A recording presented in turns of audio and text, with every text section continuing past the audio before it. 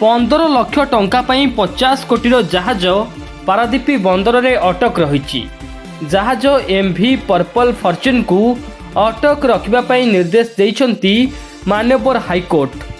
MH ବ୍ଲାଣ୍ଡ SL ନାମକ ରପ୍ତାନିକାରୀ ସଂସ୍ଥା ପକ୍ଷରୁ ବକେୟା ଟଙ୍କା ପାଇବା ପାଇଁ ମାନ୍ୟବର ହାଇକୋର୍ଟଙ୍କ ଦ୍ୱାରସ୍ଥ ହୋଇଥିଲେ। ଉକ୍ତ ସଂସ୍ଥା ଜାହାଜକୁ ବିଭିନ୍ନ ସାମଗ୍ରୀ ଯୋଗାଇଥିଲା, ମାତ୍ର ଜାହାଜ ମାଲିକ ଟଙ୍କା ନ ଦେଇ ଆଜି ପାରାଦୀପ ବନ୍ଦର ଛାଡ଼ିବାର ଥିଲା। ଜାହାଜ COJ ସିପିଂ ଷ୍ଟିଭଡର ଏଜେନ୍ସି ମାଧ୍ୟମରେ ପାରାଦୀପ ବନ୍ଦରକୁ ଲାଇମଷ୍ଟୋନ୍ ଆସିଥିଲା। ବନ୍ଦରର CQ2 ବର୍ଥରେ ପଣ୍ୟ କାଢ଼ିବା ପରେ ଆଜି ସକାଳେ ପାରାଦୀପ ବନ୍ଦର ଛାଡ଼ିବାର ଥିଲା।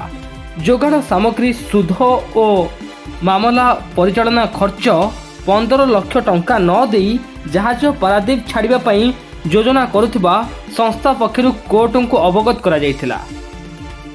ପରେ ମାନ୍ୟବର ବିଚାରପତି ଜଷ୍ଟିସ୍ MM ରମନ ମାମଲାର ଶୁଣାଣି କରି ଜାହାଜକୁ ଅଟକ ରଖିବା ପାଇଁ ନିର୍ଦ୍ଦେଶ ଦେଇଛନ୍ତି।